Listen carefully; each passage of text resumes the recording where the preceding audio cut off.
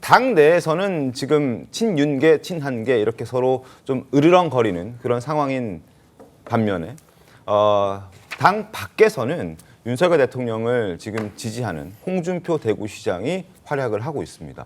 어제 또 만났습니다. 두 사람이. 모습 좀 보겠습니다. 한동훈 비대위원장 들어올 때 나는 불가하다고 그랬거든. 그 초짜라서 안 된다. 나온들 되겠어요? 총선 말아먹고 총선 말아먹은 사람이 또 지방선거도 말아먹으라고? 그거 찍어주는 사람은 진짜 우리 당에서 찍어주면 우리 당은 해체해야 돼. 자, 대구시장 홍준표 대구시장이 등판했습니다.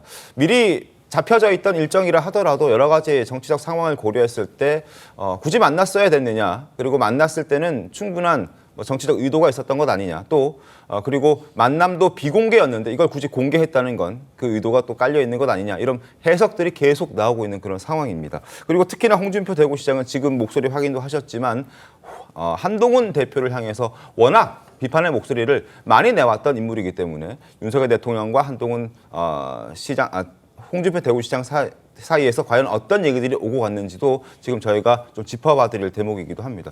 솔자 변호사님 어떻게 좀 보셨습니까? 어떤 얘기들이 오갔을까요? 그러니까 지난번 총선 이후에 그때도 이제 홍준표 시장이 어떤 그 윤석열 대통령과의 만남 이후에 어떤 페이스북에서 올린 내용을 보면 뭐 진짜 한동훈 대표를 통해서 뭐 얼라다, 뭐 약간 좀 이게 비속어 같은 약간 좀 멸칭을 쓰기도 했었거든요. 그러니까 저는 홍준표 시장이 뭐 차기 대권에 대한 생각이 없지는 않으시라고 전 봅니다. 근데 지금의 이러한 장외 정치, 특히나 이제 온라인 정치를 통해서 본인이 보여주는 것들이 많은 공감을 얻어갈까. 특히나 뭐 국민 대다수를 평가하지 않더라도 보수 진영에 있어서 지지자들 사이에서도 홍준표 시장의 이러한 말들, 한동훈 대표에 대해서 어떤 견제하는 듯한 어떤 이런 것들이 진짜 언로서, 정치 언로로서 본인이 한동훈 대표에게 이런 예를 들어서 격려를 한다든지 이런 게 아니라 뭔가 자신도 같은 대권 후보로서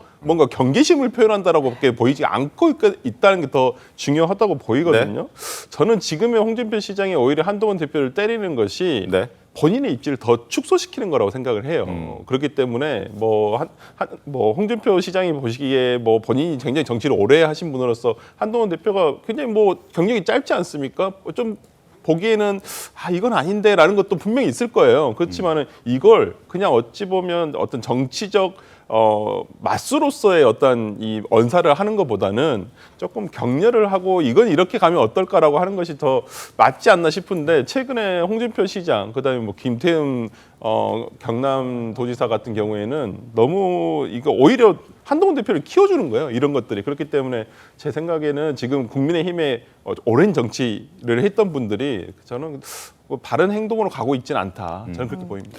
알겠습니다. 지금 홍준표 대구시장 어제 윤석열 대통령 만나고 나서 오늘 아침에 또 메시지를 냈는데 이런 메시지를 내놨습니다. 자, 홍준표 대구시장이 촐랑대는 가벼움으로 나라 운영하는 건 아니라는 걸 아셔야 한다. 그래야 나라가 정상이 된다. 안정이 된다라고 얘기를 했습니다. 이 얘기인 즉슨 지금 셀카 하나 찍어도 되고 예전에 얘기했던 홍준표 대구시장이 한동훈 대표에게 비판했던 그런 목소리의 연장선으로 해석할 수밖에 없는 그런 상황이기도 합니다. 네, 그렇죠. 그리고 어제도 비슷하게 어리다 이렇게 멘트했었고 오늘은 거기에 더해서 당 지도부가 지금 비상시기라는 걸 깊이 아셔야 된다. 그러면서 신중하게 처신하시길 바란다. 이런 취지로까지 얘기했는데 정광재 대변인님 지난해 전당대회 때 한동훈 대표 만나러 갔다가 문전박대 당하기도 했잖아요. 홍준표 대표 만나지도 못했는데 원외 지자체장들의 이런 행보가 한동훈 대표에게 아플까요? 지난 전당대회 때 홍준표 대구시장과는 아예 면담을 추진하지 않았습니다. 못했군요. 다른 지사들 하지 않았습니다. 그리고 김태흠 지사가 이제 충남지사인데 여러 가지 고언을 해주셨어요. 그래서 한동훈 대표도 직접 통화를 했다는 내용도 공개를 하셨는데 저는 홍준표 대구시장이 하는 이야기와 김태흠 지사가 하는 이야기는 조금 결은 좀 다르다고 봅니다. 홍준표 대구시장은 잠재적인 대권 경쟁자로서 무조건 한동훈 대표를 끌어내리기 위한 일종의 공격을 위한 공격이라고 보고, 김태흠 지사가 하는 이야기는 일부 새겨 들을 만한 대목도 있다고 생각합니다. 근데 저는 홍준표 대구시장에게 이 얘기 여쭤보고 싶습니다. 어제 만나셨을 때 네. 혹시 대통령께 특별감찰관 임명해야 한다라고 말씀하셨는지 궁금합니다. 2022년 7월 자료를 보니까요. 홍준표 대구시장이 대통령 친인척 관리 잘 한다. 네. 그래야 대통령으로서 성공할 수 있다. 특별감찰관 지금 없는데 반드시 임명하라 이렇게 네. 얘기하셨거든요. 몇 년도라고요? 2022년 7월. 아, 문재인 정부 2022년 7월입니다. 아, 2022년. 윤석열 대통령 집권한 직후예요. 22년 근데 7월. 네. 실은 2년 동안 특별감찰관 임명 안 된 거잖아요. 그거 이제 임명하라고 하는 게 화두가 됐을 텐데 어제는 혹시 만나셔서 그 얘기 했었는지 궁금합니다. 그러니까 한동훈 대표 입장에서는 홍준표 지사의 이런 지적 별로 타격감이 없다는 말씀이시죠?